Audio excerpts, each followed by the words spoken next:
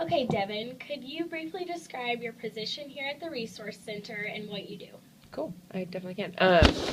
So I'm the assistant director here in the Resource Center. So I describe that position. My position really is I'm a kind of frontline person with a lot of our students, and I both kind of manage and oversee a lot of the events that we do here in the center. Okay, great.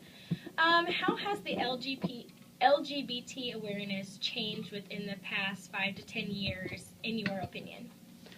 Yeah, I would say that similar to kind of the entire movement, that I think we've been seeing a trend of increased visibility in the past kind of 5-10 years. So specifically, the LGBT community, the one specific right that is being talked about now over the past 5-10 years is gay marriage or same-sex marriage. So I think that specifically has been getting a whole bunch of media attention and visibility.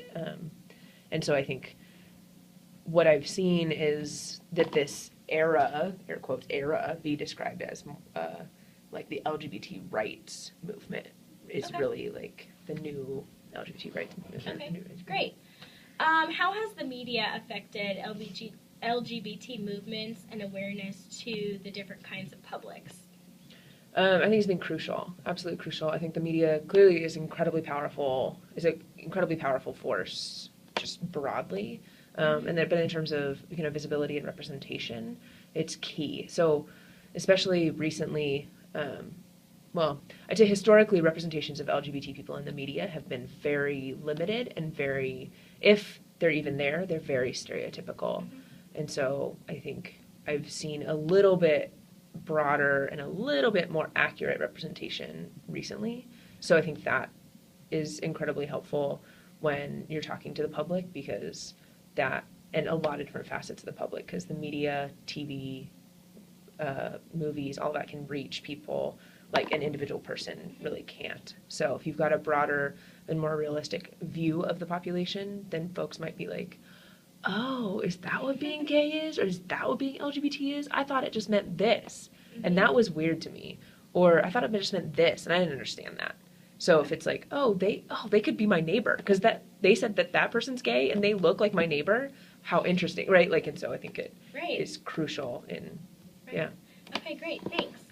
And then, what is your opinion on the role of social media in LGBT awareness? Again, crucial and incredibly influential. I think that's where social media can, again, reach people like nothing else can. And so, yeah. Okay, and what are your thoughts on the influence of youth in the LGBT movement? I think youth have always